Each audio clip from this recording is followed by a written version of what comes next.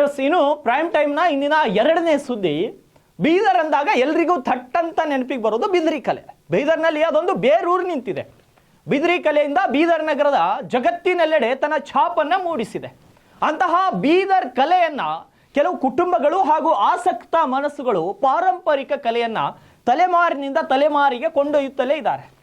ಈ ಒಂದು ಬಿದಿರಿ ಕಲೆಯಿಂದಲೇ ನಮ್ಮ ಬೀದರ್ ನೆಲದ ಹೆಮ್ಮೆಯ ಪುತ್ರ ಶಾ ರಶೀದ್ ಅಹಮದ್ ಖಾದ್ರಿ ಅವರು 2023ರಲ್ಲಿ ಪದ್ಮಶ್ರೀ ಪ್ರಶಸ್ತಿಯನ್ನು ಪಡೆದಿದ್ರು. ಅವರು ಪ್ರಶಸ್ತಿ ಪಡೆದಾಗ ಕೇವಲ ಬೀದರ್ಗಷ್ಟೇ ಅಲ್ಲದೆ ಇಡೀ ಕನ್ನಡ ನಾಡು ಅವರ ಬಗ್ಗೆ ಹಾಡಿ ಹೊಗಳಿತ್ತು. ಸಾಲು ಸಾಲು ರಾಜಕಾರಣಿಗಳು ಪೇಟ ಶಾಲನ್ನ ತೊಡಿಸಿ ಸನ್ಮಾನ ಮಾಡಿ ಸಾಮಾಜಿಕ ಜಾಲತಾಣದಲ್ಲಿ ಉದ್ದುದ್ದದ ಪೋಸ್ಟ್ಗಳನ್ನು ಹಾಕೊಂಡಿದ್ರು. ಆದರೆ ಇವತ್ತು ಅದೇ ಶಾ ರಶೀದ್ ಅಹಮದ್ ಖಾದ್ರಿ ಅವರು ಕಿಡ್ನಿ ಸಮಸ್ಯೆಯಿಂದ ಬಳಲ್ತಾ ಇದ್ದಾರೆ. ಆಸ್ಪತ್ರೆಯ ಚಿಕಿತ್ಸಾ ವೆಚ್ಚವನ್ನು ಕೂಡ ಭರಿಸಲಾಗದ ಪರಿಸ್ಥಿತಿಯಲ್ಲಿ ಅವರು ಪರದಾಟವನ್ನು ಮಾಡ್ತಿದ್ದಾರೆ. ದೇಶದ ಅತ್ಯುನ್ನತ ಪ್ರಶಸ್ತಿಗಳಲ್ಲಿ ಒಂದಾದಂತಹ ಪದ್ಮಶ್ರೀ ಪಡೆದಂತಹ ವ್ಯಕ್ತಿ ಪ್ರತಿ ತಿಂಗಳು ತನ್ನ ಆಸ್ಪತ್ರೆಯ ಚಿಕಿತ್ಸಾ ವೆಚ್ಚವನ್ನ ಭರಿಸಲಾಗದೆ ಕಂಗಾಲಾಗಿದ್ದಾರೆ. ಈ ಬಗ್ಗೆ ತಮ್ಮ ಅಳಲನ್ನು ತೋಡ್ಕೊಂಡಿರುವಂತಹ ಶಾ ರಶೀದ್ ಅಹಮದ್ ಖಾದ್ರಿ ಹೇಳ್ತಾರೆ, ಪ್ರತಿ ತಿಂಗಳು ನನ್ನ ಆಸ್ಪತ್ರೆಯ ಚಿಕಿತ್ಸಾ ವೆಚ್ಚವೇ 30 ರಿಂದ 35 ಸಾವಿರವಾಗ್ತಾ ಇದೆ. ಈ ಹಣವನ್ನ ಎಲ್ಲಿಂದ ತರಲಿ?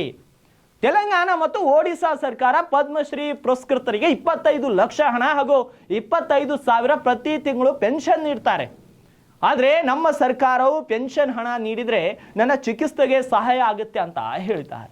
ನಮ್ಮ ಪ್ರತಿನಿಧಿ ದೇವರಾಜ್ ಅವರಿಗೆ ಭೇಟಿಯಾಗಿ ಅವ್ರು ಹೇಳಿರುವಂತಹ ಕೆಲವೊಂದು ಹೇಳಿಕೆಗಳನ್ನು ರೆಕಾರ್ಡ್ ಮಾಡ್ಕೊಂಡು ಬಂದಿದ್ದಾರೆ. ಯಾಕಂದರೆ ಈ ದೇಶದ ಜನರು ನೋಡಬೇಕು, ಪದ್ಮಶ್ರೀ ಪ್ರಶಸ್ತಿಯನ್ನ ಪಡೆದಂತಹ ವ್ಯಕ್ತಿ ಸದ್ಯ ಯಾವ ಪರಿಸ್ಥಿತಿಯಲ್ಲಿದ್ದಾರೆ. ತಮ್ಮ ಕಿಡ್ನಿ ಡಯಾಲಿಸಿಸ್ಗಾಗಿ ತಿಂಗಳಿಗೆ 30-35 ಸಾವಿರ ಖರ್ಚಾಗ್ತಾ ಇದೆ. ಆದರೆ ಆ ಖರ್ಚಿಗೂ ಹಣವಿಲ್ಲದೆ ಕಂಗಾಲಾಗಿ ಹೋಗಿದ್ದಾರೆ ಆ ವ್ಯಕ್ತಿ. ಅವ್ರು ಏನು ಹೇಳಿದ್ದಾರೆ ಒಂದ್ಸಲ ಕ್ವಿಕ್ ಆಗಿ ನೋಡ್ಕೊಂಡು ಬನ್ನಿ. मेरा नाम शाह रशीद अहमद खादरी है। मैं बिजली वेयर का मास्टर क्राफ्टमैन हूँ और मुझे कई अवार्डों के साथ पद्मश्री अवार्ड भी मिला, जो 2023 में मिला। सिर्फ मेडल और सर्टिफिकेट दिए और कुछ नहीं दिए। उससे पहले जो मैं अवार्ड लिया था वो जैसा स्टेट अवार्ड है उसमें 1 लाख और 2 तोले का 20 ग्राम का मेडल दिए। इसी तरह से नेशनल अवार्ड लिया, उसमें 1 लाख रुपये और मेडल दिए।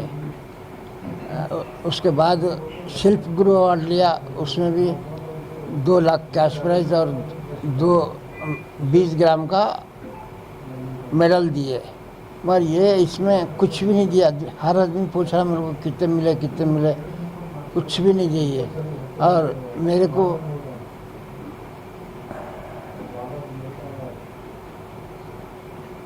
को किडनी प्रॉब्लम हो गया जो 2 साल से है।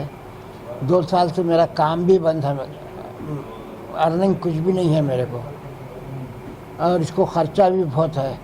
अब जैसा ये यहाँ फिस्टूला डालने के लिए 50,000 रुपये, ऐसा बीच बीच में खर्चे बहुत है। ये डायलिसिस के साथ साथ इंजेक्शन भी लेना पड़ता है, वो भी खर्चे बहुत है। और गवर्नमेंट है तो पूछ को नहीं देख रही। कर्नाटक गवर्नमेंट को मैं ज़मीन के लिए पूछा था, कोई रिस्पांस नहीं मिला मेरे को। और इसी तरीके से आज आप किसी को इसके बारे में, किसी मिनिस्टर को, किसी सरकार के अधिकारी को बातचीत करें, आपको ऐसा प्रॉब्लम हो रहा है? नहीं करा मैं। सरकार से निवेदन क्या करते हैं आप? सरकार से निवेदन ये है कि मुझे ये जो किडनी प्रॉब्लम हो गया उसका खर्चे के लिए कुछ मेरे को पेंशन कायम करते, जो उड़ीसा और तेलंगाना में दिए। उसी तरह से मेरे को भी कुछ पेंशन और कैश प्राइज दिए तो बेहतर होता है। आप अभी हॉस्पिटल खर्च के बारे में कैसा कर रहे हैं आप? बच्चों के ऊपर डिपेंड हूँ मैं चाहता था खुददार ज़िंदगी गुजारूँ, किसी का नहीं लेना, मगर मेरे को बच्चों के पास से लेके ये करना पड़ रहा है। कैसा हो रहा है आपका खर्च वर्च, कैसा कर रहे हैं आप? फिर भी कौन दे रहे हैं? कैसा चल रहे हैं? कहाँ से निकाले पैसे? बच्चों के पास से ले रहा हूँ मैं।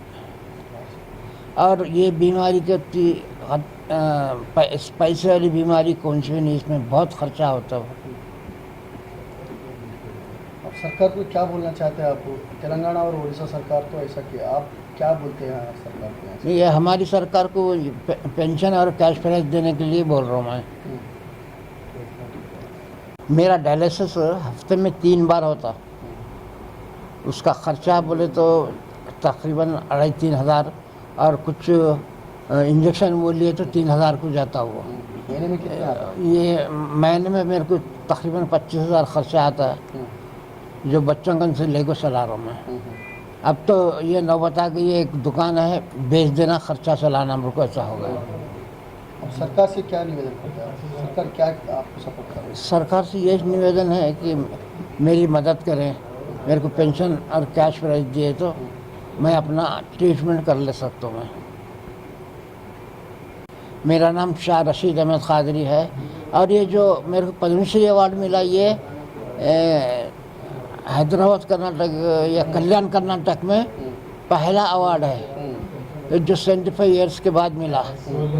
और पुराने ज़माने में अगर बादशाह और राजा के दौर में किसी को कोई ऐसा कुछ भी नया काम करा, अच्छा काम करा, तो उसको जागीर लिख के देता था, उन्हें ज़मीन लिख के देता था।